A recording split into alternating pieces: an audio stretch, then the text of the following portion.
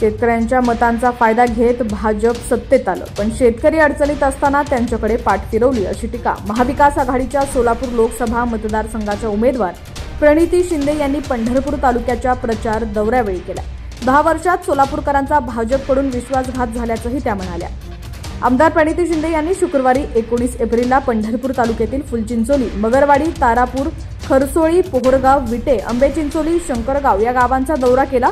यावेळी भगीरथ भालके, प्रणिता भालके, प्रकाश पाटील, अमर सूर्यवंशी, संदीप पाटील, संदीप शिंदे, गणेश माने, महेश दत्तराव आदी उपस्थित होते। आमदार प्रणिती शिंदे म्हणाल्या, महागाईने जनता त्रस्त झाली असून 400 रुपयांचा गॅस सिलेंडर 1100 वरती पोहोचलाय। शेतकऱ्याच्या शेतीमालाला भाव नाहीये, त्यामुळे मत मागण्याच्या उद्देशाने नव्हे तर सर्वसामान्य शेतकऱ्यांच्या भावना लक्षात घेण्यासाठी मी गावभेट दौरा करत असल्याचंही त्यांनी यावेळी स्पष्ट केलं।